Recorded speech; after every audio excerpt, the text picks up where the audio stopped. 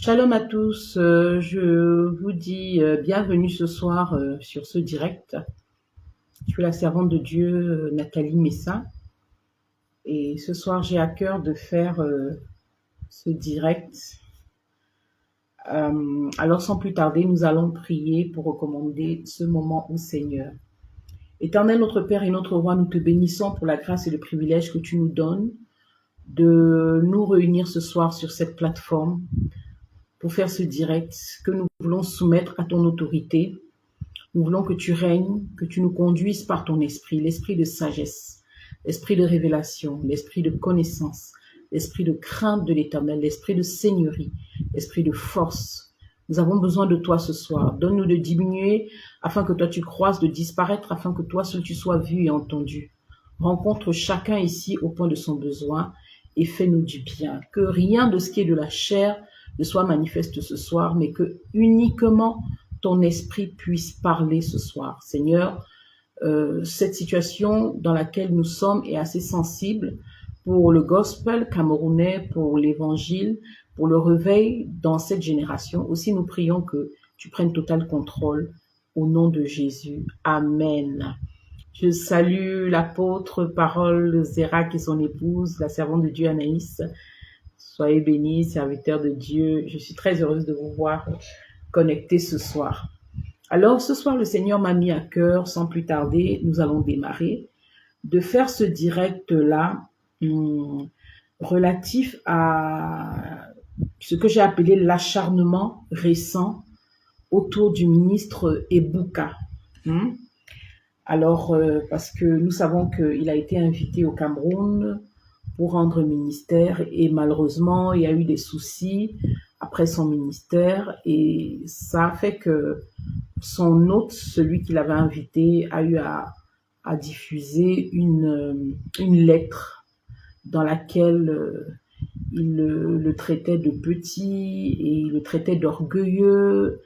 Et je vous avoue que quand j'ai lu cette lettre, j'ai été vraiment choquée. Et j'interviens parce qu'il a parlé au nom des ministres camerounais, au nom du Cameroun. Voilà, donc c'est la raison pour laquelle j'interviens. Parce s'il parlait en son nom propre, je serais passé dessus, mais il a parlé au nom des ministres de louange camerounais, au nom du Cameroun. Et par rapport à ça, on ne peut pas laisser passer ça parce que, vous savez, il y a des choses spirituelles avec lesquelles on ne joue pas. On ne joue pas. La Bible nous dit que Dieu est le défenseur de la veuve, de l'orphelin et de l'immigrant. Ça veut dire que l'étranger que vous recevez sur votre terre, vous avez l'obligation, surtout que c'est vous qui l'avez invité. En plus, vous l'invitez dans le cadre du ministère, donc il vient en tant que serviteur de Dieu. Alors, vous ne pouvez pas inviter un étranger sur votre terre. Vous ne pouvez pas inviter un serviteur de Dieu sur votre terre. Et il vient rendre ministère et à la fin, vous le méprisez, vous l'insultez, vous le discréditez, vous le dénigrez, vous donnez une mauvaise image de lui à toute l'opinion publique. Ça ne se fait pas. Parce que vous aurez à dos Dieu, qui est le défenseur de l'immigrant. Vous l'aurez à dos. Vous aurez à dos celui qui dit que quand un prophète arrive dans une nation, dans une ville, dans un pays, si on ne le reçoit pas, il secoue la poussière de ses pieds et il sort de cette ville, de cette nation qui ne l'a pas reçu, en secouant la poussière de ses pieds. Cette nation sera traitée plus durement que Sodome et Gomorrhe, si je m'abuse. Comprenez un peu. Donc, on ne peut pas violer les principes des lois spirituelles de cette manière au nom de tout le Cameroun, au nom de tous les chantres camerounais, et on se tait. Non. Parce que la manière avec laquelle on traite un serviteur de Dieu peut avoir des répercussions sur toute une nation, sur toute une génération, et même sur toute une saison. Nous sommes dans une saison très délicate. de l'histoire du Cameroun et de l'histoire de l'évangile au Cameroun. J'ai l'habitude de dire ces derniers temps que c'est le tour du Cameroun, c'est la saison du Cameroun de briller, c'est la saison du Cameroun de siéger aussi dans le concert des nations. C'est la saison du Cameroun d'occuper une place importante dans le réveil mondial. Et ce n'est pas à ce moment-là où nous allons recevoir un oint de Dieu comme le ministre Ebouka, qui est reconnu mondialement, qui est une bénédiction dans les nations. Et nous allons le chiffonner comme un homme de rien, parce que peut-être il a posé une action qui ne nous a pas plu. Non. Arrêtons cela. Vous voyez, en fait, cet acharnement contre le ministre Ebouka n'est en réalité que le symptôme, la manifestation d'un mal qui est très profondément ancré dans les racines de notre pays et qui nous paralyse depuis très longtemps. Ça veut dire que le ministre Ebouka n'est qu'une victime de quelque chose qui existe déjà. Ce quelque chose qui existe, c'est quoi? C'est l'incapacité, premièrement, d'honorer les gloires que Dieu nous donne. La Bible nous dit de ne pas mépriser les gloires. Mais nous, ici au Cameroun, on a tendance à mépriser. C'est-à-dire que c'est le pays où on a la capacité de fouler aux pieds des légendes, des personnes qui sont honorées à travers le monde. Mais quand ces personnes arrivent au Cameroun, on a la capacité de mépriser ce que Dieu a honoré. C'est très dangereux. On appelle ça l'esprit de Caïn.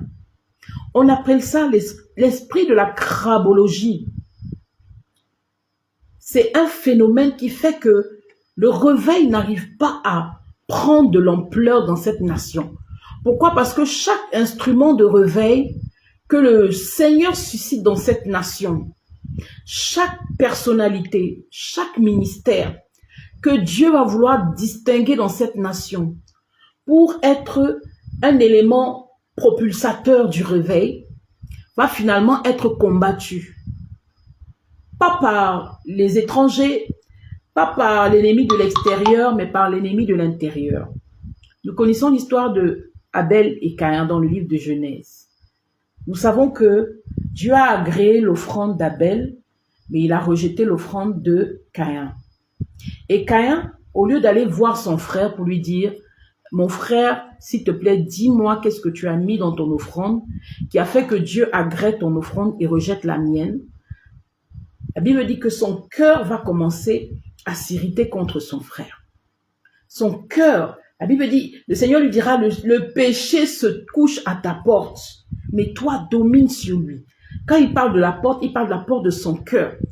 Ça veut dire que quand il voit la grâce dans la vie de son frère, au lieu de veiller sur les portes de son cœur, il commence à être rempli d'envie, de jalousie, de convoitise, d'un esprit de compétition vis-à-vis de son frère. Au lieu d'avoir la bonne attitude, d'aller juste voir Abel et lui dire, s'il te plaît, donne-moi la recette de ton offrande. Qu'est-ce que tu as fait pour que Dieu agrée ton offrande? Et explique-moi un peu pourquoi il a rejeté la mienne. Il n'a pas fait ça. Il a piégé son frère dans le champ et il a tué. Il a tué son frère. Pensant que en effaçant Abel, pardon, Dieu lui donnerait la place d'Abel. Non. Bien-aimé, quand nous voyons quelqu'un qui fait quelque chose et qui a des résultats que nous n'avons pas, au lieu de se mettre à jalouser la personne, envier la personne, commencer à calomnier la personne, diffamer la personne, créer des clans pour détester la personne, combattre la personne, inventer des histoires sur la personne, utiliser la moindre faiblesse, la moindre erreur de la personne pour la descendre, pour la décrédibiliser, pour la discréditer. Ayons l'humilité d'aller vers cette personne, lui dire, s'il te plaît, donne-moi le secret de ton onction, donne-moi le secret de la réussite de ton ministère. Dis-moi, comment est-ce que tu pries, comment est-ce que tu jeûnes, comment est-ce que tu lis la Bible, comment est-ce que tu mènes ta vie. Mais c'est un problème que nous avons au Cameroun. Dès que nous voyons quelqu'un qui brille, au lieu de copier ce que la personne fait de bien, nous allons commencer à combattre la personne. Nous allons commencer à inventer des histoires sur cette personne. Nous allons commencer à monter les autres contre cette personne pour que les gens détestent cette personne. Vous savez, le Cameroun, c'est le pays où on peut vous parler de quelqu'un, vous détestez la personne, alors que vous n'avez jamais rencontré cette personne. Moi, personnellement, j'ai des gens qui m'ont dit, je t'ai détesté simplement en entendant parler de toi. Des gens qui ne m'avaient jamais connu, qui ne m'avaient jamais rencontré, mais qui me détestaient déjà par rapport à ce qu'on leur avait dit sur moi. Mais quand ces personnes m'ont rencontré, elles se sont rendues compte que mais c'est faux. Ce qu'on leur a dit sur moi, c'était faux. Vous comprenez? Mais la plupart des gens, malheureusement, ne se font pas eux-mêmes leur propre opinion des gens. Ils laissent que leur opinion qu'ils se font des gens soit façonnée par ce qu'on leur a dit des gens. Et c'est pourquoi beaucoup de ce que Dieu suscite dans cette nation, pour apporter une valeur ajoutée à cette nation, pour faire avancer certains secteurs dans cette nation, n'arrivent pas à accomplir leur mission à cause de cet esprit de Caïn, cet esprit des frères ennemis. L'esprit de Caïn signifie que l'ennemi ne vient pas de l'extérieur. L'ennemi, c'est le frère. L'ennemi, c'est le proche. L'ennemi, c'est l'intime. L'ennemi, c'est celui qui mange avec vous à la table. L'ennemi, c'est celui qui chante avec vous lors des programmes. Mais il rit avec vous en face, mais par derrière, il vous plante un couteau dans le dos. Et ce phénomène, on ne le retrouve pas seulement dans le gospel, on ne le retrouve pas seulement dans l'église, on le retrouve dans toute la nation. C'est un problème spirituel dont souffre le Cameroun. L'esprit de Caïn, c'est un problème dont souffre le Cameroun. Regardez seulement comment on traite des personnalités comme Eto'o-Fils, comme Richard Bona, comme Manu Dibango. Imaginez les personnalités du Cameroun qui sont comme, comment il s'appelle, le jeune footballeur là, Mbappé. Des gens qui sont honorés, respectés à l'étranger. Mais au Cameroun, on n'a aucune peine à les fouler aux pieds. Le Cameroun, on ne sait pas célébrer nos héros. Nous ne savons pas célébrer nos légendes. Et le drame, c'est que ce phénomène maintenant ne se limite pas seulement aux Camerounais. C'est-à-dire qu'on a fini avec les Camerounais, on a fini de mépriser nos légendes, on a fini de fouler aux pieds nos gloires, on a fini de rabaisser nos héros. Maintenant, on veut rabaisser les héros d'ailleurs. Mais attention, ça ne se passe pas comme ça. Faisons très attention, parce que nous sommes en train de vouloir susciter sur le Cameroun un jugement de l'Éternel. On ne méprise pas celui que Dieu a choisi d'honorer. On ne rabaisse pas celui que Dieu a choisi d'élever, même si ce n'est qu'un enfant, même si ce n'est qu'un enfant. Donc, j'interviens sur ce sujet. Alléluia, je salue l'homme de Dieu, Simon Ricam, je salue Daryl Edou, Rodrigue Bekele, soyez bénis. Maman Adèle Gambarini, soyez bénis. Guy Merlin, alléluia. Nous sommes tous bénis dans le nom de Jésus. Donc, on ne peut pas se permettre de mépriser celui que Dieu a décidé d'élever, de rabaisser celui que Dieu a décidé de distinguer, même si on estime qu'il est petit, même s'il n'est pas parfait, parce qu'en réalité, qui est parfait? Personne n'est parfait. Tout le monde fait des erreurs. Si vous invitez un serviteur de Dieu et vous considérez qu'il s'est mal comporté, ne l'invitez plus. Mais ne menez pas une cabale, parce que ça c'est une cabale contre le ministre Ebouka. Ne demandez pas aux gens de vous aider à le détester. N'emmenez pas les gens à vous aider à le mépriser, parce que c'est un jugement. Dieu est le défenseur de l'immigrant. Dieu est le défenseur de ses serviteurs. Je dis bien, peu importe ce que cet homme de Dieu a fait. Quelqu'un m'a dit, tu ne sais pas ce qu'il a fait. J'ai dit, je n'ai pas besoin même de savoir ce qu'il a fait. Si vous avez invité quelqu'un, ça veut dire que vous aimez la personne, vous respectez la personne au préalable et vous l'honorez. Ça veut dire que vous reconnaissez la grâce de Dieu dans sa vie. Alors si quand vous l'avez invité, après ça se passe mal, comment est-ce que cet amour que vous aviez pour cette personne peut se changer immédiatement en haine? Comment est-ce que ce respect peut se changer immédiatement en mépris, au point de traîner son nom sur la place publique, de l'appeler mon petit, de l'appeler petit, de le traiter d'orgueilleux et d'emmener le corps de Christ de toute une nation à le traiter d'orgueilleux. Mais je ne sais pas si on réalise la profondeur spirituelle de ce qu'on est en train de faire. Vous savez, quand j'ai lu cette lettre, ça m'a rappelé une histoire que l'apôtre Ivan Castano avait racontée un jour en ce qui concernait sa relation avec l'homme de Dieu, le docteur Miles Monroe. Il a dit ce qui le connecte au docteur Miles Monroe, c'est parce que le docteur a été invité en France, je crois, pour une conférence, et il a tellement été mal reçu, tellement été rabaissé, tellement été méprisé, que Dieu lui a dit de poser un acte de réparation, un acte de restitution, et d'aller demander pardon au docteur Miles Monroe pour la francophonie, au nom de toute la francophonie, pour la manière avec laquelle on l'avait traité avec mépris. Et cet acte qu'il a posé a fait qu'après, le docteur Miles Monroe est devenu une bénédiction pour la francophonie.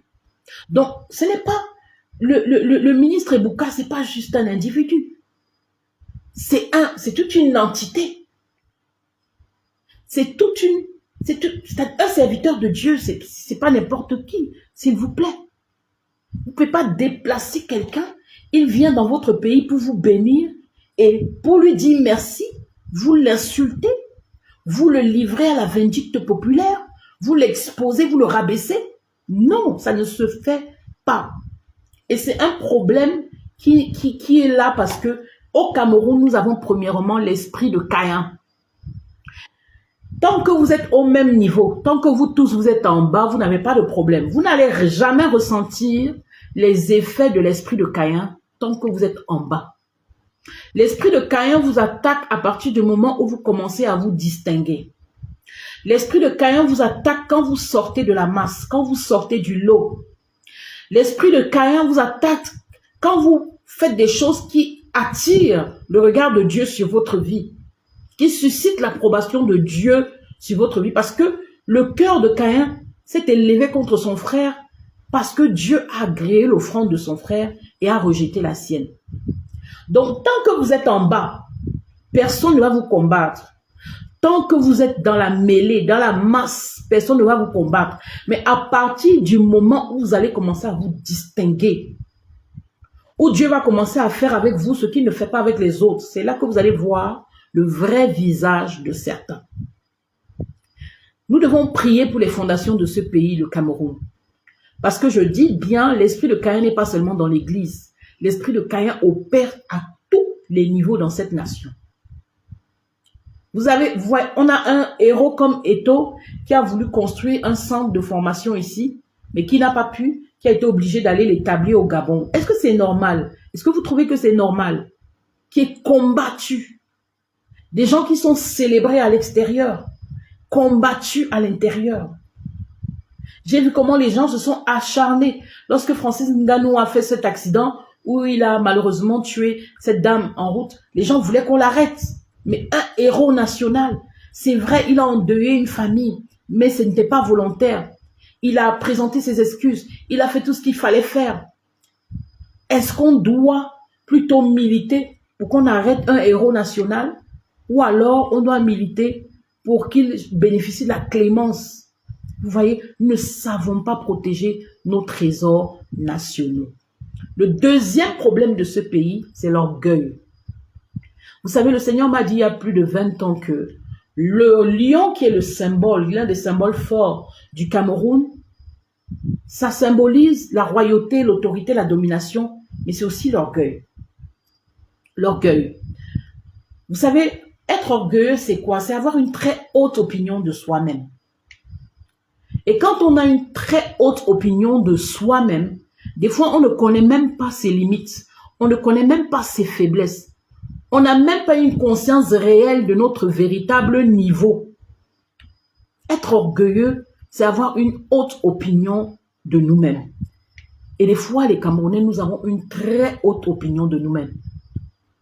Et je disais à quelqu'un, je disais que nous avons le syndrome du vase clos. Ça veut dire que tant que vous vivez au Cameroun, que vous n'êtes jamais sorti du Cameroun, Vous n'avez jamais vu ce qui se passe sous d'autres cieux. Moi, j'ai eu la grâce de faire la France, j'ai eu la grâce d'aller en Côte d'Ivoire, j'ai eu la grâce d'aller au Bénin, j'ai eu la grâce de faire quelques pays et de voir un peu ce qui se passe ailleurs. J'ai fait 10 ans en Côte d'Ivoire. J'ai commencé mon ministère de louange en Côte d'Ivoire. J'ai vu le niveau de la louange en Côte d'Ivoire. Je suis allé au Bénin, j'ai vu le niveau des Béninois. Vous comprenez, je suis allé en France, j'ai vu le niveau des Français, des églises en France. Vous comprenez un peu. Et quand j'ai essayé d'observer ces quelques pays, j'ai vu le Congo à la télé comme tout le monde, le Nigeria à la télé comme tout le monde. Mais quand vous essayez de peser les niveaux, vous pesez les niveaux. Je peux dire, avec l'expérience que j'ai du ministère, que le Cameroun a 100 ans de retard. Excusez-moi, peut-être ça va vous choquer. 100 ans de retard sur la Côte d'Ivoire et le Nigeria. 100 ans de retard en termes d'évangile sur la Côte d'Ivoire, le Nigeria, le Congo. Ça peut vous choquer, mais c'est la vérité. C'est-à-dire que pendant que eux, à ce stade-là, il y a certains serviteurs de Dieu au Congo qui sont la 3e génération de serviteurs. Vous comprenez un peu? Récemment, on a reçu Morija ici au Cameroun. Elle est fille de pasteur. On reçoit certains serviteurs qui viennent du Congo. Ce sont des petits-fils de pasteurs. On reçoit des serviteurs de Dieu qui viennent du Nigeria. Ce sont des petits-fils de pasteurs. Tandis que la plupart d'entre nous, nous sommes la première génération de serviteurs de Dieu, la première génération de chrétiens dans nos familles. Mais d'autres sont déjà à la 5e génération, la 4e génération, la 3e génération. Et on ose se comparer à eux, mais on n'a pas le même niveau. On n'a pas. C'est-à-dire que l'humilité veut qu'on reconnaisse qu'on n'a pas le même niveau. Dans tous les secteurs. C'est-à-dire que spirituellement, on n'a pas le même niveau. Techniquement, on n'a pas le même niveau. Du point de vue de la logistique, on n'a pas le même niveau. On n'a pas le même niveau. Mais soyons sincères. Arrêtons d'avoir une haute opinion de nous-mêmes au point où on croit qu'on a commencé alors qu'on est encore dans l'antichambre du ministère. Je vous dis la vérité. Un servant de Dieu, Stéphanie, je te dis la vérité. On est dans l'antichambre, c'est-à-dire qu'on n'est même pas encore entré dans la salle du ministère. On est dans l'antichambre du ministère. On n'a pas commencé. Parce que, je vais vous dire pourquoi on n'a pas commencé. Quand vous êtes encore en train de traiter avec des ministres de louange qui sont dans des péchés de masturbation, d'impudicité, de fornication, d'adultère, d'alcoolisme, mais ils n'ont pas commencé. Si on doit encore expliquer à un ministère, à un ministre de louange, à un ministre de l'évangile qu'il doit se sanctifier, qu'il doit se consacrer, qu'il doit fuir la masturbation, qu'il doit fuir le péché, ça veut dire qu'il n'est même pas encore né de nouveau. Il n'est même pas encore né de nouveau. Mais beaucoup de ceux que vous voyez là sont dans ça. Moi, j'ai reçu des témoignages et des témoignages de sœurs qui ont été victimes de plusieurs d'entre eux. C'est parce qu'on ne cite jamais les contemporains. Vous comprenez un peu? Beaucoup de sœurs ont été victimes. Vous voyez ces visages sur les affiches là. Beaucoup de sœurs ont été victimes. Donc, alors on est encore au stade où certains ne savent même pas encore se sanctifier. Ne peuvent même pas encore vivre dans la consécration. On doit encore leur expliquer pourquoi un serviteur de Dieu, un chrétien, doit vivre dans la sanctification. Pendant ce temps, d'autres sont à la 4e génération de serviteurs de Dieu. Pour eux, la consécration, c'est normal. C'est un style de vie normal. Ils savent que être adorateur, c'est pas chanter. Le chant n'est qu'une expression de l'adoration. Le chant n'est qu'une expression de louange. Mais être un adorateur, c'est offrir son corps à Dieu, selon ce qu'il est écrit dans Romains 12, au verset 1, comme un sacrifice saint, vivant et agréable. Ils savent que la louange d'adoration, c'est un style de vie. C'est pas un instant pendant un culte. C'est tout un style de vie qui est offert à Dieu. Une vie sacrifiée sur l'autel de Dieu. Alors, comment est-ce qu'on va se comparer avec des gens qui sont déjà à un certain niveau, alors que nous, on est encore dans l'abécédaire du ministère? On n'est pas au même niveau. Je vous en supplie, on n'est pas au même niveau. On n'est pas au même niveau. On doit convaincre les gens de se sanctifier, de vivre dans la consécration. On doit encore convaincre les gens que le ministère, ce n'est pas la visibilité, la reconnaissance. On n'est pas au même niveau. Du point de vue logistique, les églises, par exemple, je prends la Côte d'Ivoire que j'ai faite. Les églises en Côte d'Ivoire mettent l'accent sur la qualité du matériel. En Côte d'Ivoire, pour entrer dans une chorale, pour faire partie d'un groupe musical, je prends l'église des Assemblées de Dieu. Vous avez d'abord un temps d'observation avant d'être admis dans un groupe de louanges. Ensuite, vous devez passer par un test pour voir si vous avez le niveau pour entrer dans ce groupe de louanges. Vous comprenez un peu? Donc, il y a des préalables, il y a une préparation, il y a des formations, il y a une discipline. Ici, on donne le ministère à tout le monde. Parce que peut-être que tu es une star dans le monde, dès que tu viens dans l'église, on te donne le micro. Mais ça ne se passe pas comme ça. Ça ne se passe pas comme ça. Il y a une formation préalable, il y a une préparation, il y a un équipement, il y a un ensemble de brisements par lesquels vous devez passer avant qu'on ne vous remette le micro. Même la Bible nous dit dans le livre de 1 Timothée 3 qu'on ne donne pas des responsabilités à un nouveau converti, de peur que, enflé d'orgueil, il ne soit détruit par le diable. Mais est-ce qu'ici on respecte ça? La belle voix suffit? Non, la belle voix ne suffit pas. Le talent ne suffit pas. Et aujourd'hui, on a une nouvelle génération qui est en train de s'élever, qui a beaucoup de talent, qui a beaucoup de potentiel, mais qui manque cruellement de caractère. Je dis cette nouvelle génération qui est en train de se lever là, elle manque cruellement de caractère. Et c'est pourquoi je tenais à faire ce direct-là. Parce qu'il ne faut pas qu'on suive ce mouvement, on va se mettre à lapider un serviteur de Dieu. Je ne connais pas le ministre Ebouka. J'aime ses chansons, je les écoute, je suis béni, je prends ses chansons pour prier avec ses chansons, mais je ne le connais pas personnellement. Et je dis, quel que soit ce qu'il aurait fait, on n'affiche pas un ministre de Dieu comme ça. On n'affiche pas un serviteur de Dieu comme ça. C'est le diable qui doit nous combattre. Ce n'est pas nous qui devons combattre nos frères. Quand même, qu'est-ce qui ne va pas? Qu'est-ce qui ne va pas? Et beaucoup de gens trouvent que c'est normal. Si vous estimez qu'il n'est plus une bénédiction pour vous, ne l'invitez plus. Mais n'amenez pas tout le corps de Christ à commettre cette erreur de s'attaquer à un serviteur de Dieu. Ça ne se fait pas.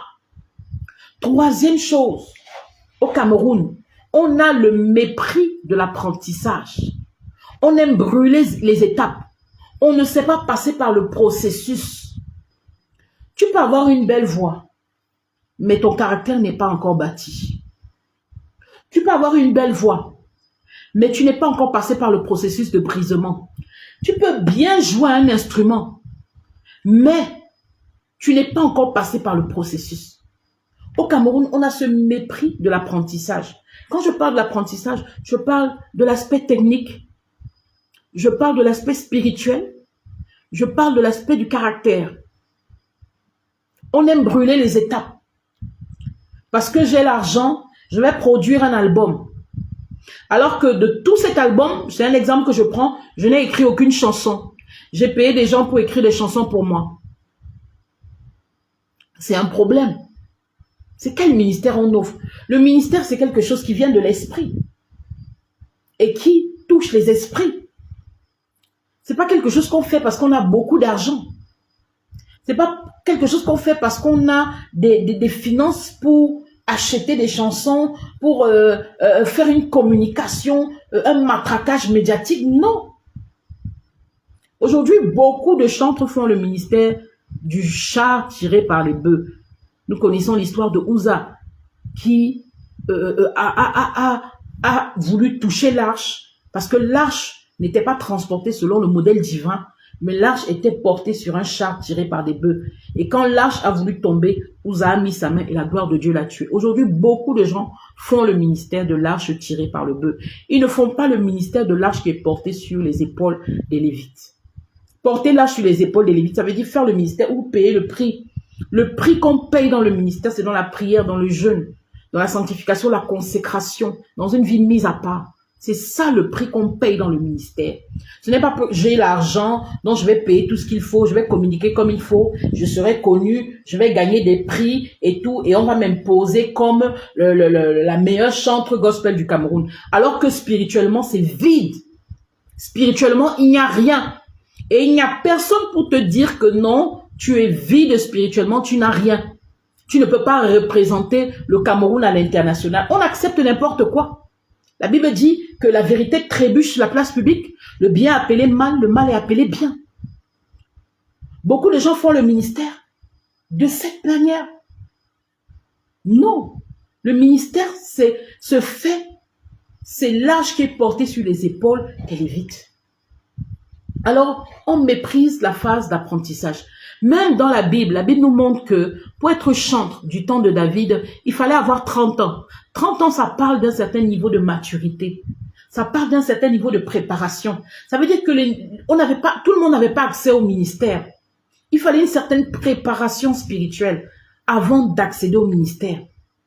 Il fallait faire 10 ans de formation pour être chantre durant le temps de David. Ça parle d'une formation, d'une préparation. Mais aujourd'hui, beaucoup réclament la reconnaissance. Ils veulent être reconnus. Ils refusent, alors qu'ils ont refusé de passer par le processus. Ils ont refusé de passer par la case de l'élève. On veut le couronnement sans le brisement. Je crois que l'un des problèmes qui a suscité cette colère de certains chantres contre le ministre Ebouka, c'est qu'ils estiment que le ministre Ebouka est venu à la soirée et il est resté dans la voiture jusqu'à ce que son tour de chanter arrive. Il a fini de rendre ministère et il est reparti rester dans sa voiture. Moi, je vais vous expliquer le phénomène parce que nous tous, on vit ça. Quand, par exemple, vous êtes invité à rendre ministère à une soirée et que vous êtes considéré comme l'un des chantres phares, si je puis m'exprimer ainsi, généralement, on vous met à la fin. N'est-ce pas? On vous met à la fin. Et si vous êtes quelqu'un de ponctuel, vous venez tôt. Vous venez tôt, mais vous allez rester là 5 heures de temps, des fois. 5 heures de temps à attendre que votre temps de ministère passe. Ce n'est même pas le temps durant lequel vous restez là à attendre qui est un problème. Parce que si vous restez là à attendre et que les gens qui passent disposent de l'atmosphère, créent une atmosphère de louange et d'adoration véritable, vous plongent dans la présence de Dieu, vous mettent à terre, ce n'est pas un problème. Parce que quand on est dans la véritable présence de Dieu, on ne voit même pas le temps passer. Mais le problème, c'est quoi? C'est que vous venez et on va multiplier des passages. Des passages. Des personnes qui viennent. Certaines, ils ne savent même pas chanter. Ils ne savent même pas chanter dans le micro. Ils crient. Des musiciens qui ne savent pas jouer. Ils tapent la batterie. C'est-à-dire que c'est comme si on vous arrache les nerfs. C'est-à-dire que vous entendez toutes sortes de bruits. Et très peu, généralement, parmi ceux qu'on prend pour mettre en première partie, sont préparés, sont profonds. Et certains même vivent mal. Donc ils ont des mauvaises vies. Vous savez, ce n'est pas tout le monde qui est aveugle spirituellement. Des fois, quand vous êtes face à quelqu'un qui vit mal, vous voyez, vous sentez, vous le savez. Malheureusement, beaucoup d'organisateurs d'événements chrétiens, ils ne regardent pas ça. Ils regardent celui-ci est en vogue en ce moment. Celui-ci est écouté en ce moment. Celle-ci, elle est sur toutes les affiches en ce moment. Donc, on les invite, on les réunit.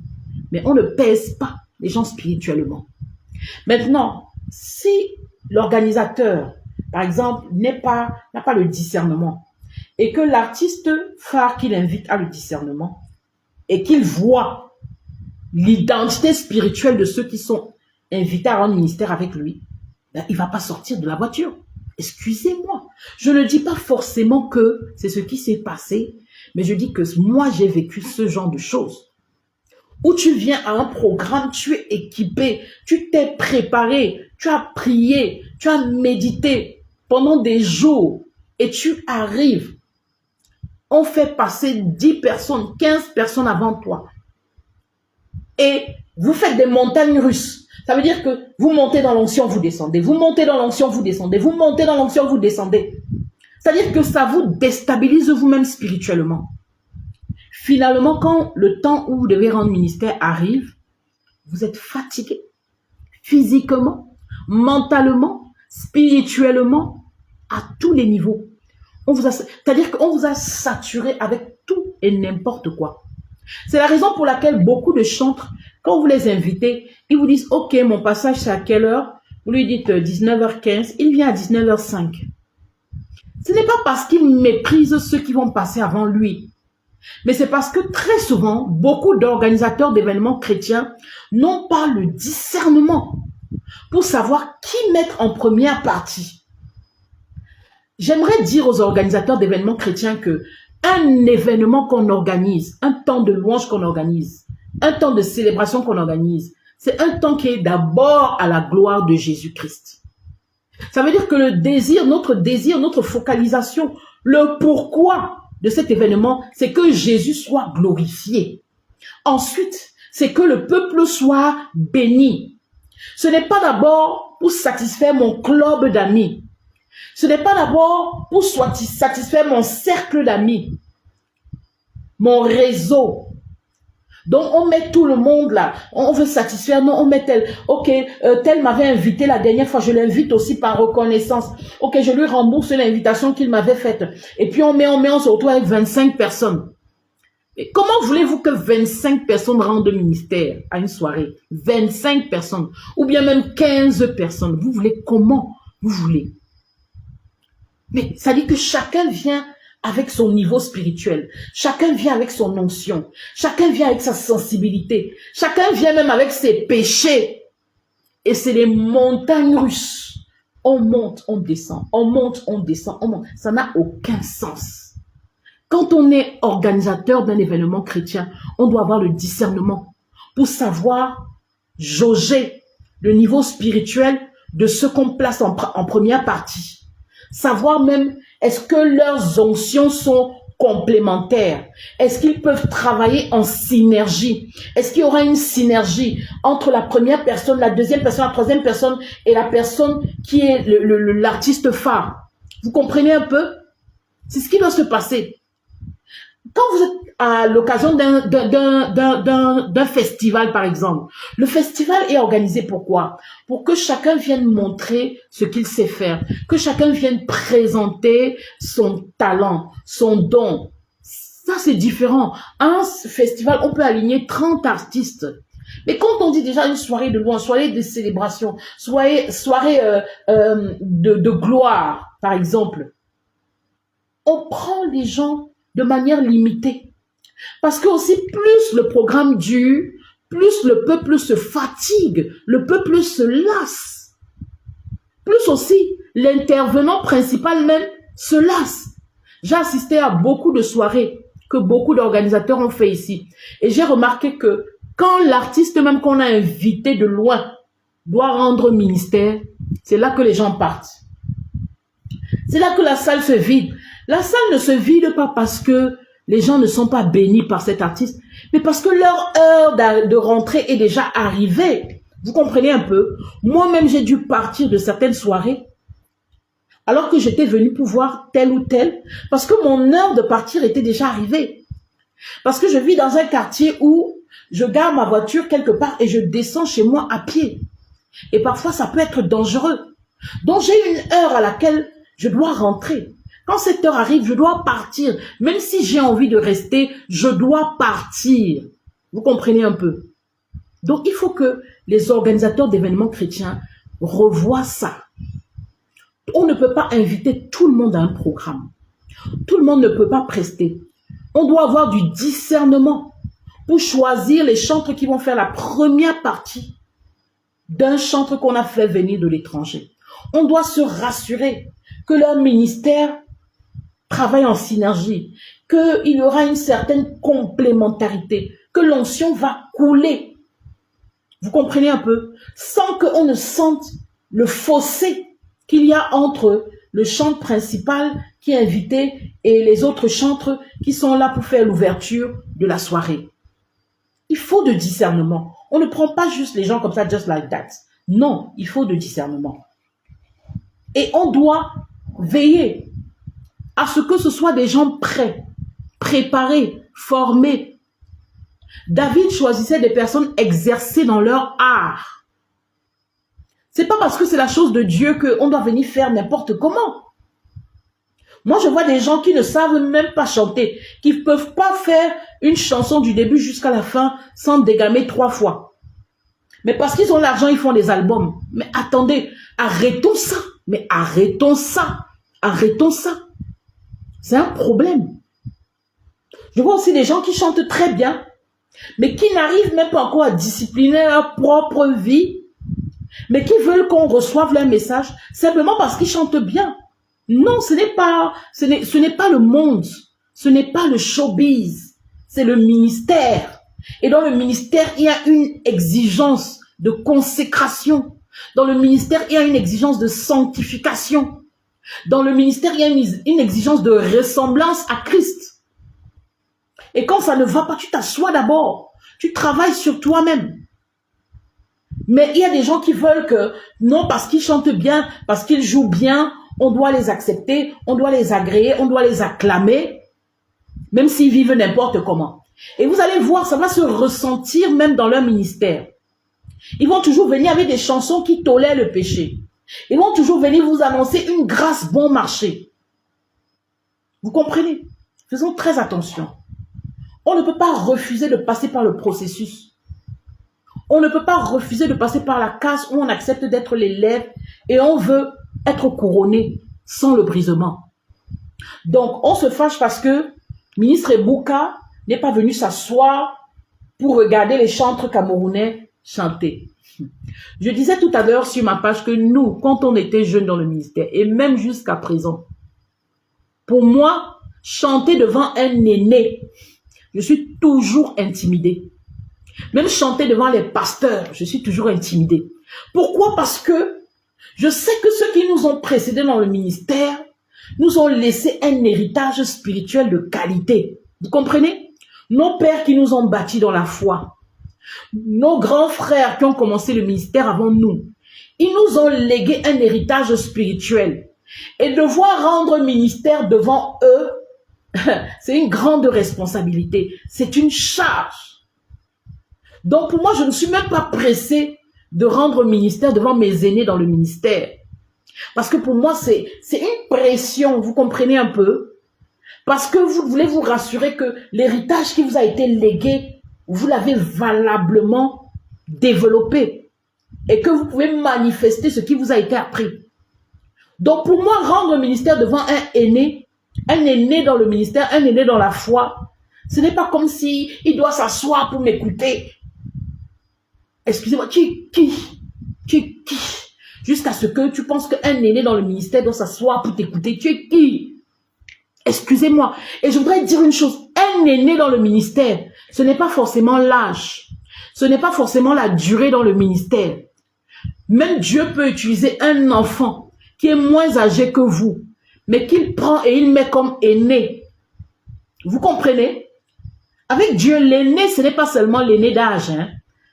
Il a bien dit, j'ai haï Ésaü et j'ai aimé Jacob. Donc Dieu choisit l'aîné. Dieu donne le droit d'aînesse à qui il veut. Dieu peut prendre un enfant de 15 ans et il peut lui donner le droit d'aînesse. Dieu peut prendre un enfant de 20 ans, de 25 ans. Il lui donne la prééminence. Il lui donne l'influence que vous n'avez pas. Vous avez 30 ans de ministère. Lui, il a 5 ans de ministère. Il a 2 ans de ministère. Il a 1 an de ministère. Dieu lui donne la prééminence par rapport à vous. Et quand vous êtes humble, vous vous prosternez et vous acceptez. Parce qu'il faut honorer celui que Dieu a choisi d'honorer. Ce n'est pas une question d'âge. Ce n'est pas une question de durée dans le ministère. Vous pouvez être vieux, mais bébé spirituel. Vous comprenez? Vous pouvez être dans le ministère depuis longtemps, mais vous êtes un épios dans le ministère. Pourquoi? Certains restent bébés parce qu'à cause des choses comme ça. À cause des choses comme ça, comment vous pouvez mépriser celui que Dieu a choisi d'honorer? Peu importe ses défauts. Je dis bien s'il a des défauts. Si vous avez constaté qu'il fait des choses qui ne vous plaisent pas, ne l'invitez plus. Point barre. Écrivez-lui. Dites-lui la vérité parce que peut-être ça peut le sauver. Voilà, vous avez fait ceci, vous avez fait cela. Nous n'avons pas aimé. À cause de cela, vraiment, nous vous remercions d'être venus, mais nous ne collaborerons plus avec vous. C'est ça, il faut être sincère, vous dites la vérité, mais vous ne l'exposez pas. Vous ne le livrez pas à la vindicte populaire. Pourquoi c'est ce pays-ci qui doit fouler aux pieds les grâces? Pourquoi c'est ce pays qui doit tuer les héros? Pourquoi c'est ce pays qui doit rabaisser ceux que Dieu a choisi d'honorer? Pourquoi c'est ce pays? C'est une malédiction. C'est une malédiction. Ce n'est pas une bonne chose pour le Cameroun. Demandons pardon à Dieu. Et je demande encore pardon au ministre Ebouka. Je lui demande pardon au nom de tous les chantres camerounais, au nom de tous les Camerounais, au nom de l'église du Cameroun. On ne fait pas ça. Vous n'invitez pas quelqu'un dans votre nation pour le rabaisser. Vous n'invitez pas quelqu'un dans votre nation pour l'exposer. Vous n'invitez pas quelqu'un dans votre nation pour le livrer. À cause de quoi? Parce qu'il ne s'est pas assis pour vous regarder. Parce qu'il a fini de chanter, il est parti. Et puis quoi? C'est pour lui que vous faites le ministère ou bien c'est pour Dieu que vous faites le ministère? Je demande, c'est pour lui que vous faites le ministère ou bien c'est pour Dieu que vous faites le ministère? C'est à lui que vous êtes venu rendre ministère ou bien c'est à Dieu et au peuple de Dieu qui est là que vous êtes venu rendre ministère? Moi, je vous assure qu'un aîné m'écoute ou pas. En fait, même s'il ne m'écoute même pas, je dis, ah, merci Seigneur. C'est parce que pour moi, ça a enlevé un peu la pression. Vous comprenez? Non. Beaucoup de jeunes de la nouvelle génération, vous venez avec cet esprit que vous allez montrer à l'ancienne génération comment on fait le ministère. Genre, l'ancienne génération échouée, vous allez nous montrer comment on fait le ministère. Mais laissez-moi vous dire que nous avons tous le même ennemi dans ce pays. Ton ennemi, ce n'est pas le frère X, ce n'est pas la sœur Y. C'est cette mentalité de l'esprit de Caïn. C'est une forteresse. C'est une principauté. C'est un ensemble de hauteurs, de raisonnements en nous qui s'opposent à la connaissance de Christ. Ces raisonnements qui font qu'on ne peut pas exalter la grâce dans la vie de l'autre. Ce raisonnement qui fait qu'on ne peut pas célébrer la grâce dans la vie de l'autre. Ce raisonnement qui fait que dès que Dieu distingue quelqu'un, il doit être l'homme à abattre ou la femme à abattre. Ce raisonnement qui nous fait accepter la calomnie, la diffamation qu'on nous dit dans la vie des autres et qui nous fait détester des gens qu'on ne connaît même pas. Détester des gens qu'on n'a jamais expérimentés. C'est un esprit. C'est l'esprit de Caïn. C'est l'esprit des frères ennemis. Et c'est ça qui nous amène aujourd'hui à combattre les étrangers, à combattre des grâces. Moi, j'ai toujours milité à ce qu'on honore les chantres camerounais. Mais honorer les chantres camerounais ne signifie aucunement mépriser les chantres étrangers. Non. Ne confondons pas les choses. Ce n'est pas parce qu'on milite pour rendre l'honneur à ceux à qui l'honneur est dû, c'est-à-dire on a des chantres aussi ici que Dieu nous a donnés, qu'on doit honorer, que ça veut dire qu'on doit commencer à mépriser les chantres étrangers. Quand quelqu'un te dépasse, porte son sac, excusez-moi de le dire, la Côte d'Ivoire nous dépasse. Le Nigeria nous dépasse. Le Congo nous dépasse. Même le Gabon est en train de venir en force. Le Bénin, avec des papas comme John Migan, Arnaud Migan, tout ça là, ils ont fait leur preuve. Hein? Ils ont fait leur preuve. Nous aussi, on doit venir. Mais pour venir, on ne peut pas vouloir s'imposer en voulant mépriser les grâces qui sont là avant nous. Non, c'est pas possible. Quatrième chose, il faut faire l'équilibre entre le talent et l'onction. Comme je disais, certains savent chanter, mais n'ont aucune onction. D'autres ne savent pas chanter, ils n'ont pas d'onction, mais ils exigent d'être positionnés au sommet. Ils veulent être reconnus, ils veulent être écoutés. Non. Bien aimé, personne n'aime écouter ce qui n'est pas bien. Vous comprenez? Personne n'aime écouter ce qui n'est pas bien. Si quelqu'un ne peut pas s'asseoir pour vous écouter, acceptez que votre niveau est encore bas. Je vous dis la vérité. Je vous dis la vérité. Quand vous savez les choses de Dieu, elles ne se discutent pas. Quand l'onction est là, l'onction attire. Si vous chantez et il y a l'onction, ça va attirer les gens.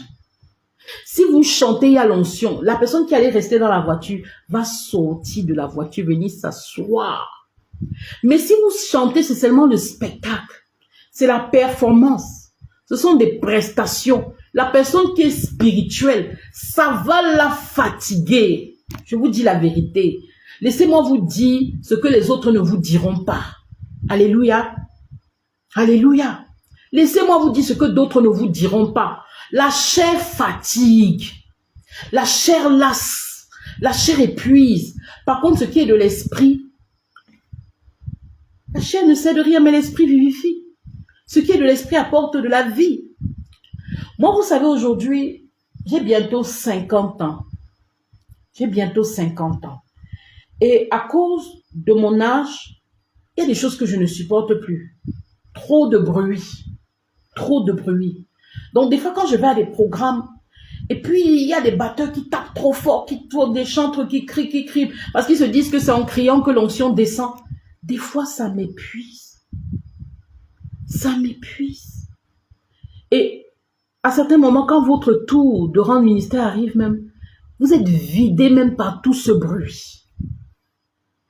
Et c'est pour cela que je vous dis que certains chantent. Moi, je vous assure, avant, je ne faisais pas ça. Mais maintenant, je demande, je passe à quelle heure? On me dit 19h telle. Je viens à 19h telle. Quand je viens tôt, c'est que je sais que les organisateurs ont fait un bon casting et qu'ils ont pris des chants qui sont profonds, qui sont professionnels, qui sont équilibrés, qui savent gérer leur temps. C'est ça. Vous comprenez? Il faut qu'on se dise des vérités. On veut qu'il vienne s'asseoir, il écoute. Des fois même, tes yeux sont ouverts, tu vois l'impudicité, tu vois l'adultère, tu vois la fornication. Mais c'est un mélange de tout et de n'importe quoi. C'est un pot pourri de tout et de n'importe quoi. Mais attendez, respectons Dieu, respectons les hommes à qui on rend ministère, respectons-nous nous-mêmes. C'est pas tout le monde qui est aveugle spirituellement. Il y a des gens qui voient et qui voient clair. Il y a des gens qui voient et qui voient clair. Et quand ils voient que le casting a été fait de manière légère, je ne dis pas que c'est ce qui s'est passé là-bas à Boya. Je ne dis pas forcément ça. Moi, je prends maintenant le cas, ce qui s'est passé là-bas, pour parler d'un problème général qu'il y a ici au Cameroun. Vous comprenez un peu?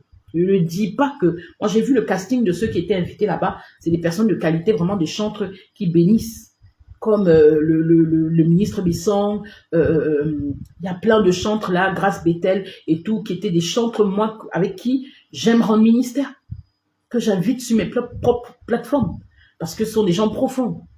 Mais là, j'utilise ce cas-là pour parler d'un problème général qu'on a ici au Cameroun. Vous comprenez un peu? Cinquièmement, le manque d'honneur et de révérence aux aînés. On a ce problème au Cameroun. Le manque d'honneur et de révérence aux aînés. Et je vous ai dit que l'aîné, ce n'est pas forcément celui qui est plus âgé que vous. Ce n'est pas forcément celui qui est dans le ministère depuis longtemps. L'aîné, c'est celui que Dieu a choisi comme tel. Il dit, j'ai aimé Jacob et j'ai haï Esau. Donc, il donne le droit d'aînesse à qui il veut. Dieu donne la prééminence à qui il veut. Il peut prendre un bébé qui est né hier en Christ et il lui donne la prééminence.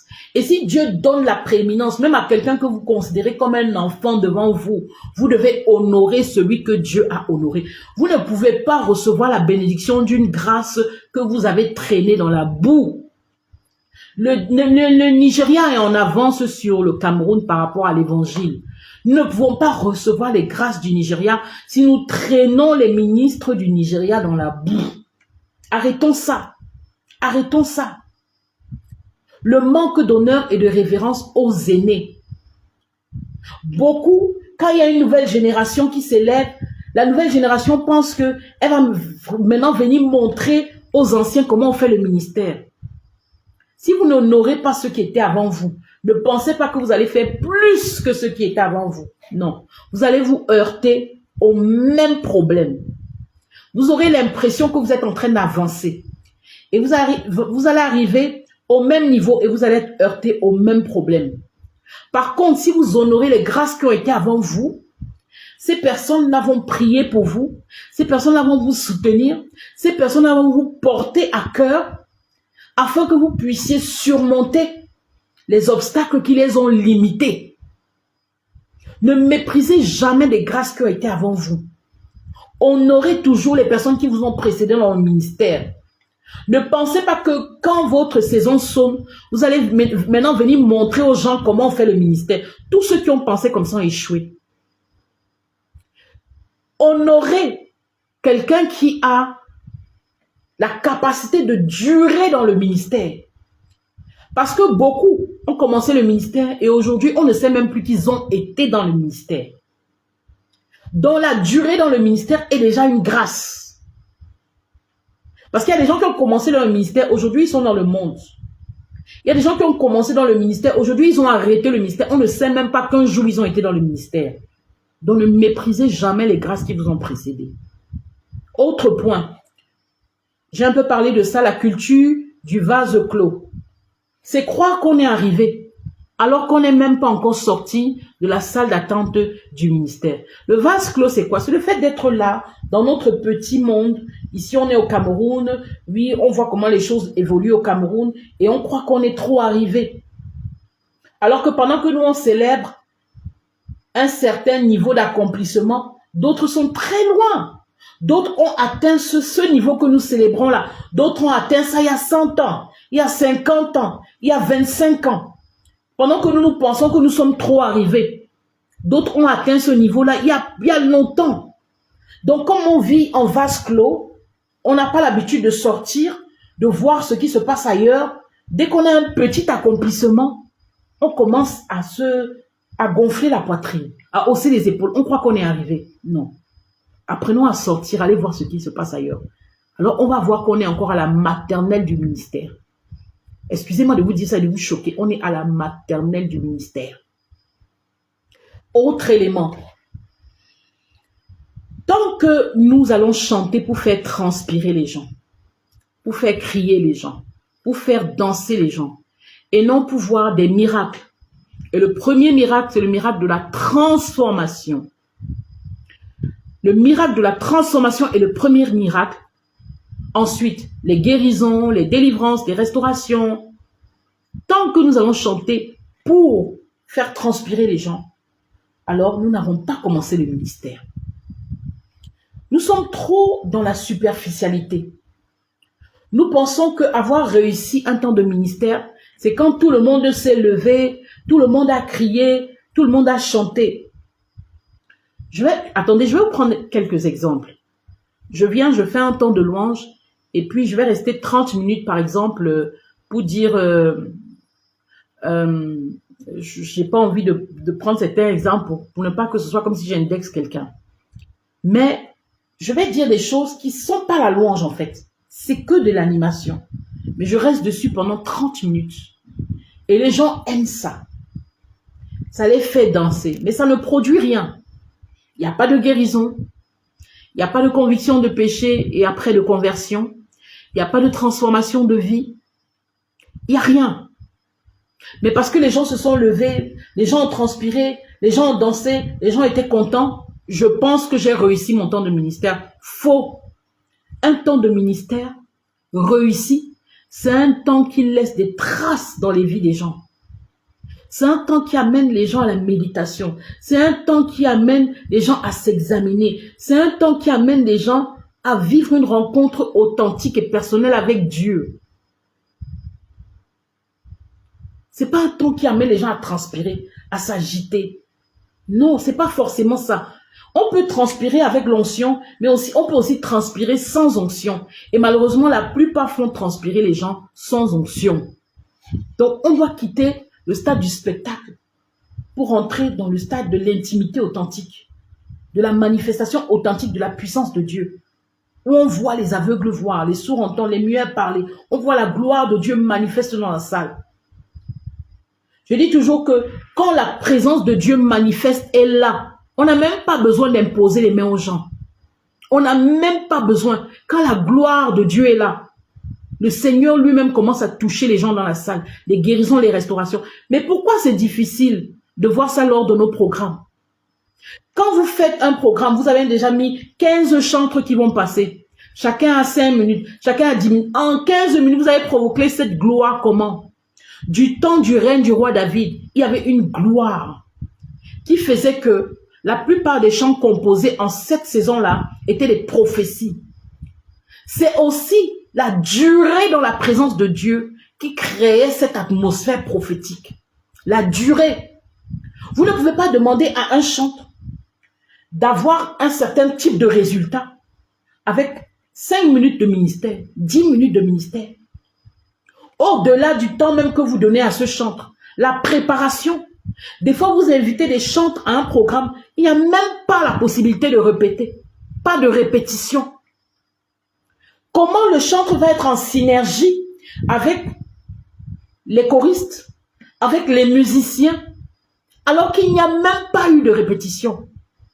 L'onction corporative opère et joue un très grand rôle dans le ministère d'un chanteur. C'est pourquoi des fois vous invitez des personnes comme Michel Bakenda ou bien, je sais pas, d'autres chantres. Ils vous disent qu'ils viennent avec toute leur équipe. Pourquoi ils viennent avec leur équipe? Dena Moana, elle vient avec peut-être son pianiste et tout. Pourquoi? Parce qu'il y a une synergie. Ils ont l'habitude de travailler ensemble. Et ils travaillent avec l'onction corporative pour pouvoir couler dans le même esprit. Mais ici, les organisateurs au Cameroun, on vous invite à un programme. Vous n'avez même pas une seule répétition. Donc, vous n'êtes même pas dans le même esprit que le groupe qui vous accompagne. Des fois, les musiciens ne connaissent même pas vos chansons. Vous allez, quel résultat vous pouvez produire avec cette médiocrité? C'est de la médiocrité technique, spirituelle à tous les niveaux. C'est de la médiocrité. Il faut qu'on se dise les vérités. Ce n'est pas parce que quelque chose est spirituel qu'on doit négliger l'aspect technique, l'aspect de la préparation. Non. Vous savez, la technicité vient pour poser le travail. Une fois que le travail est posé, bien organisé, maintenant vous pouvez couler dans l'esprit. En fait, pour avoir la liberté de couler dans l'esprit, il faut d'abord que le travail technique soit fait au préalable. Comme ça, pendant que vous êtes en train de rendre ministère, vous ne vous inquiétez plus. Par exemple, est-ce que le pianiste connaît le chant si que le Seigneur me met à cœur? Est-ce que le pianiste peut poser les accords de ce chant? Est-ce que les choristes connaissent les paroles? Vous n'avez plus cette préoccupation dans la tête parce que vous avez d'abord fait un travail préalable, technique à la base. Maintenant, quand vous rendez ministère, vous coulez juste. Et vous êtes en synergie. Parce que quand vous avez répété ensemble, vous êtes mis en accord. Très important. Autre point. Dieu ne récompense pas l'apparence. Il honore ce qu'il honore. Et il traite comme rien ce qui le déshonore. Alors, on ne peut pas vivre dans le péché sexuel et vouloir que Dieu mette un sceau sur notre ministère. Les chants camerounais se fâchent. Oh, tel ne reconnaît pas mon ministère. J'ai chanté, tel ne s'est pas assis pour écouter ce que je chantais. Il est allé rester dans la voiture. Pour que Dieu mette un sceau à votre ministère. Pour que Dieu amène les hommes à attester de la grâce de Dieu qui est dans votre vie. Il faut que vous soyez quelqu'un qui honore Dieu. Et laissez-moi vous dire que tout, je dis bien tout est à nu et à découvert aux yeux de celui devant qui nous devons tous paraître. Donc ce que tu fais dans le secret, sache que Dieu voit une fourmi noire sur une pierre noire dans la nuit noire. Je répète, Dieu voit une fourmi noire sur une pierre noire dans la nuit noire. Donc ce que beaucoup de chantres font dans le secret, et ils pensent que Dieu ne voit pas. Ils pensent que Dieu ne sait pas. Dieu voit cela. Et des fois, Dieu fait que les hommes n'honorent pas la grâce dans nos vies à cause de ce que Dieu voit.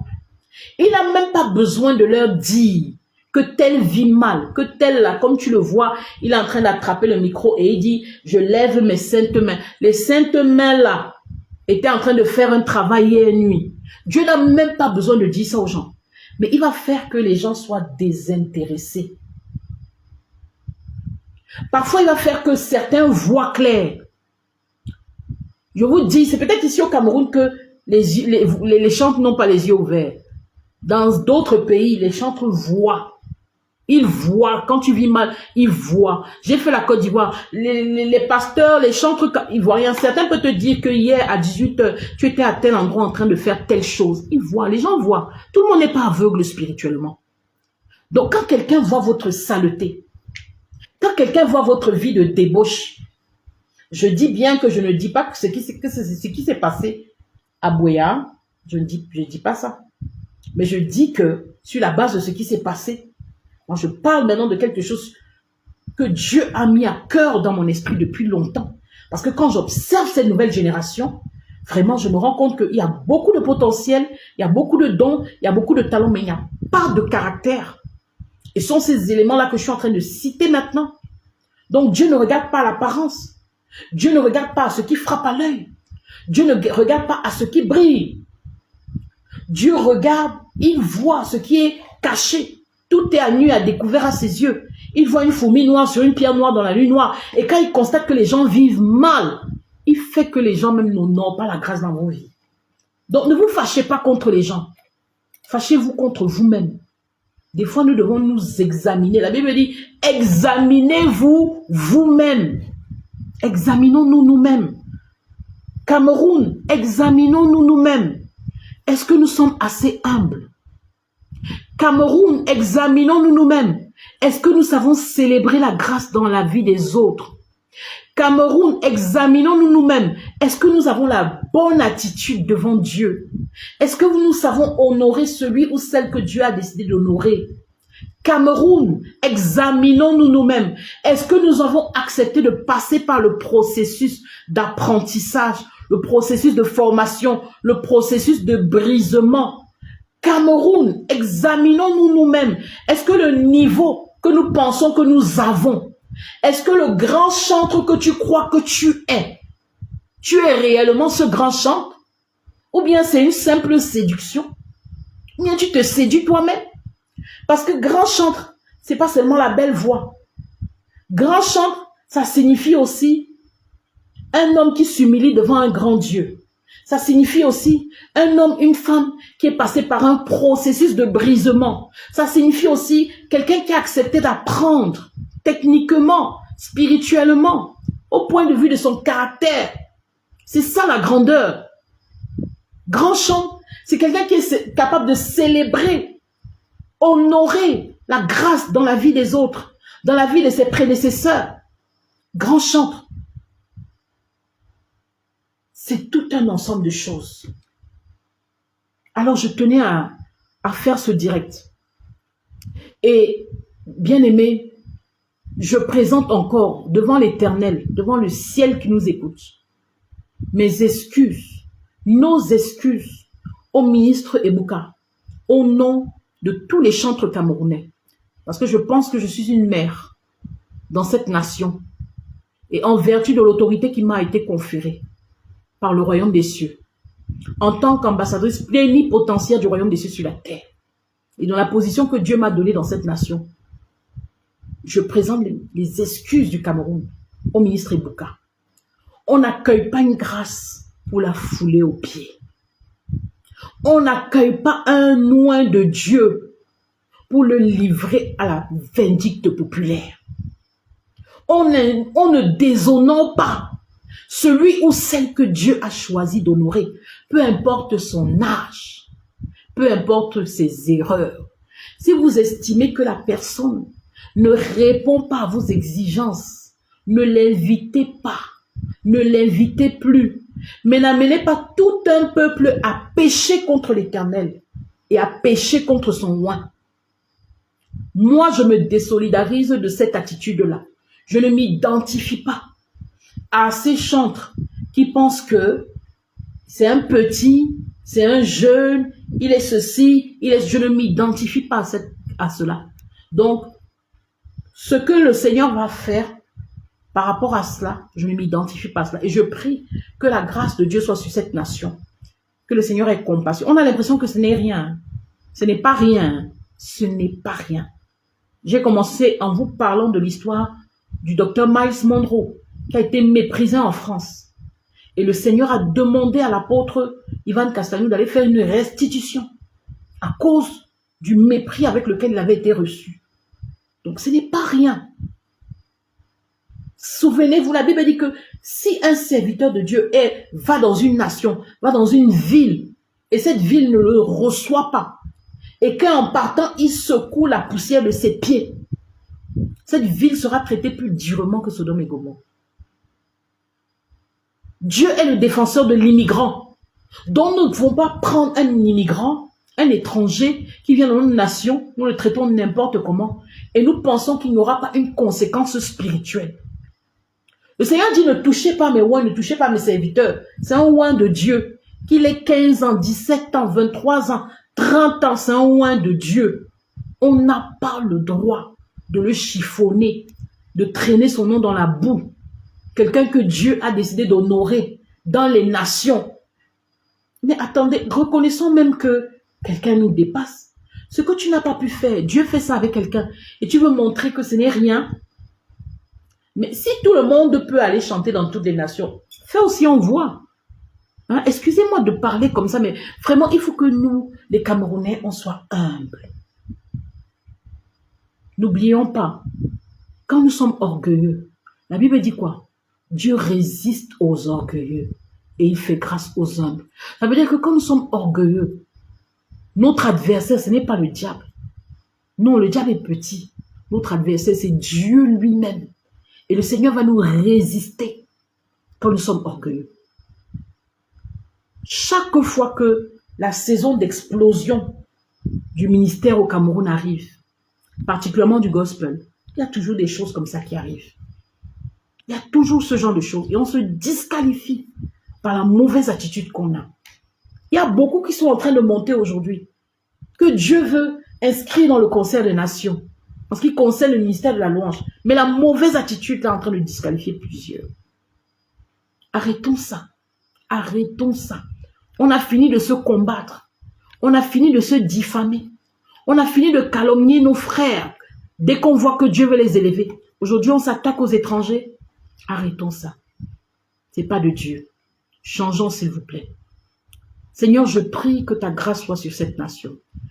Je prie, alors que nous venons de célébrer la Pâque, que le sang de Jésus-Christ plaide en faveur de cette nation. Que le sang de Jésus-Christ couvre tous les chantres de cette nation.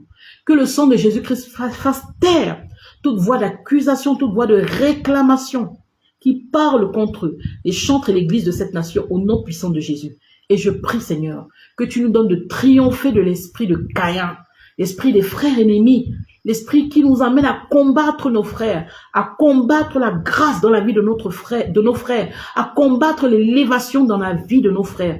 Donne-nous de célébrer ce que tu décides d'honorer. Donne-nous d'apprécier les grâces. Donne-nous d'encourager la grandeur, l'élévation dans la vie de nos frères et sœurs. Parce que nous savons que, alors que nous célébrons la grâce dans la vie des autres, Seigneur, tu permets aussi que notre grâce puisse se manifester. Alors, je vous dis merci d'avoir tous suivi l'homme de Dieu Moïse Ouattara, Daryl Edou, Amen, dit, et c'est ainsi que nous portons nous-mêmes. Oui, c'est comme ça que nous portons des malédictions. Le serviteur de Dieu Guy Merlin, Flora Etaba, la servante de Dieu Andrea Man, le pasteur Eyoum Françoise, en tout cas, vous tous, vous êtes bénis. Soyons des ambassadeurs d'humilité. Soyons des ambassadeurs de l'unité du corps de Christ dans le monde. Soyons des ambassadeurs de la célébration de la grâce qui est dans la vie de nos frères. Nous ne combattons pas. Notre ennemi, ce n'est pas le frère X et le frère Y. Non, notre ennemi, c'est Satan. Alors soyons unis pour voir le royaume des cieux avancer. Je vous dis Shabbat Shalom et on se retrouve pour un prochain direct, selon que le Seigneur nous le permettra. Merci d'avoir suivi.